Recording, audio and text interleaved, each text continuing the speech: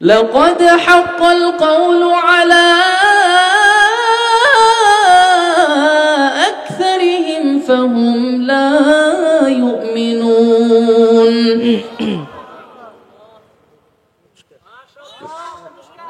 আলহামদুলিল্লাহ জুবাইর তাশরিফ ভাই 500 টাকা পুরস্কার দিয়েছে আলহামদুলিল্লাহ। আমি একটি সঙ্গীত গাই, এরপর ইনশাআল্লাহ তাশরিফ ভাই বসবে। আগে এক সময় ময়মনসিংহ ওয়াজ করতাম, যখন প্রায় এক যুগ আগে যখন তেলাওয়াত করতাম, রায়হান আমার তেলাওয়াত দ্বারা একসঙ্গে শুনতো আলহামদুলিল্লাহ বলেন। অনেক আগে, তখন আমি মানে হিফ শেষ করছি। রায়হান তো আমি তো যাত্রাবাড়ি পড়ছি, কায়দ আজম সাহেবের কাছে তারা কেরাত পড়ছি। এরপরে আলহামদুলিল্লাহ রায়হানের অনেক গণজোয়ার হলো, আমার খুব ভালো লাগলো। তো রায়হান একদিন আমার বলছে আর কি, আমিও জানি না। আচ্ছা, তাশরিফ ভাই তো আমার সাথে, আমরা যখন একসাথে থাকি সবসময় আমাকে রিকোয়েস্ট করে যে তারাবির তেলাওয়াতের জন্য করি। আপনারা শুনবেন না ইনশাআল্লাহ? যদি আপনারা না শুনেন তাহলে কি জন্য বলবো ইনশাআল্লাহ। তাহলে আমি একটু তেলাওয়াত করি। রেডিওর সুর, যেটা আমাদের বাংলাদেশের প্রখ্যাত কারি ওবায়দুল্লাহ হাফিজাহুল্লাহ, উনি অনেক আগে মৃত্যুবরণ করেছেন। আল্লাহ যেন আমাদের সম্মানিত কারি সাহেবকে জান্নাতুল ফিরদাউস নসিব করেন। সকলে বলি আমিন। আউযু বিল্লাহি মিনাশ শাইতানির রাজীম। বিসমিল্লাহির রহমানির রহিম। আলহামদুলিল্লাহি রাব্বিল আলামিন আর রহমানির রহিম মালিকি ইয়াউমিদ্দিন। إياك نعبد وإياك نستعين اهدنا الصراط المستقيم صراط الذين أنعمت عليهم غير المغضوب عليهم ولا الضالين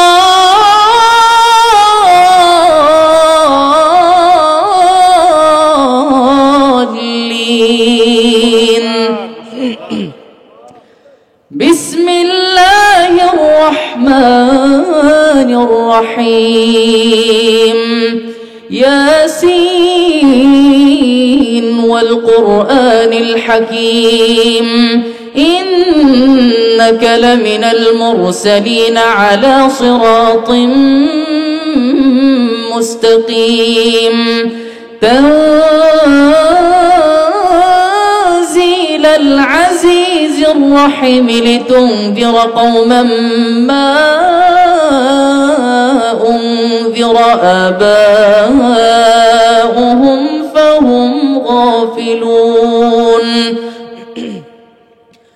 لقد حق القول على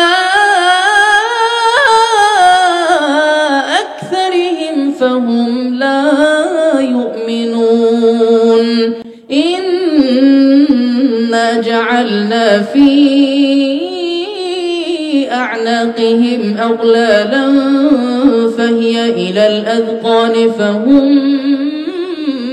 مقمحون وجعلنا من بين أيديهم سدا ومن خلفهم سدا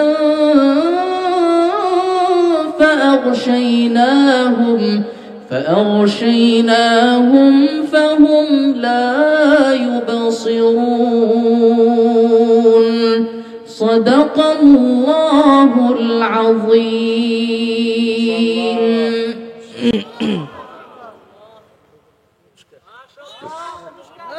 আলহামদুলিল্লাহ জুবাইর তাশরিফ ভাই 500 টাকা পুরস্কার দিয়েছে আলহামদুলিল্লাহ। আমি একটি সঙ্গীত গাই, এরপর ইনশাআল্লাহ তাশরিফ ভাই বসবে। এই সঙ্গীতটা সবাই পারেন, আল্লাহর জিকিরও বলা যায় এটাকে। আল্লাহু আল্লাহু আমরা সবাই একটু একসাথে গাইতে পারবো না ভাইরা ইনশাআল্লাহ? তাহলে দেখা যাবে আমরা কারা কারা গাই। আল্লাহু আল্লাহু তুমি জাল্লে জালালু, শেষ করা তো যায় না গে তোমার গুণগান। আল্লাহু আল্লাহু তুমি জাল্লে জালালু, শেষ করা তো যায় না গে তোমার গুণগান। এবার আপনারা বলেন আল্লাহু আল্লাহু আরেকটু জোরে, আল্লাহু আল্লাহু তুমি জাল্লে জালালু, শেষ করা তো যায় না গে তোমার গুণগান। তুমি কাদের গফফার, তুমি জলিল জব্বার, তুমি কাদের গফফার, তুমি জলিল জব্বার, অনন্ত অসীম তুমি রহিম রহমান। আল্লাহু আল্লাহু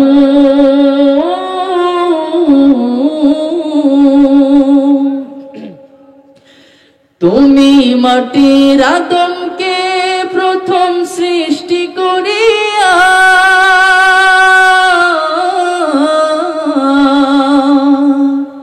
তুমি মাটির আদমকে প্রথম সৃষ্টি করিয়া, ঘোষণা করিয়া দিলে শ্রেষ্ঠ বলিয়া, তাই নূরের ফেরেশতা করে আদমকে সিজদা, তাই নূরের ফেরেশতা করে আদমকে সিজদা।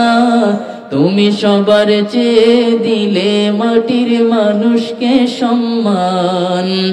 আল্লাহু আল্লাহু তুমি জাল্লে জালালু, শেষ করা তো যায় না গে তোমার গুণগান।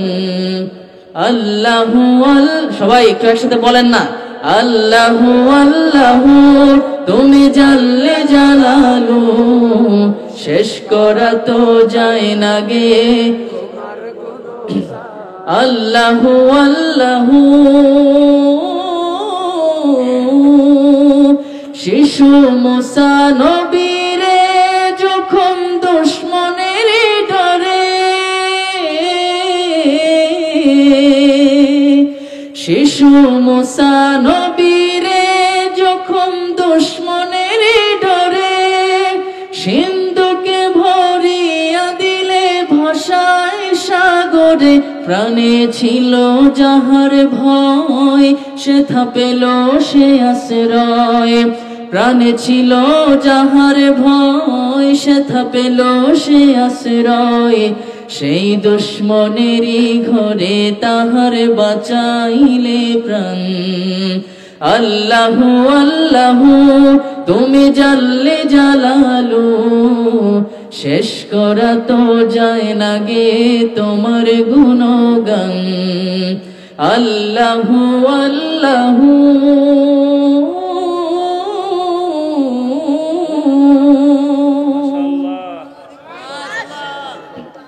মাইকের যে ভাই আছেন একটু দয়া করে ওই ইকোটে একটু সাউন্ডটা বাড়াই দিয়েন না, তাহলে না হলে তাসির ভাই গাইবে কিভাবে?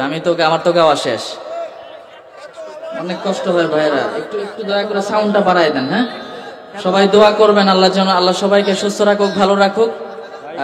আজকের জন্য আল্লাহ হাফেজ, আসসালামু আলাইকুম।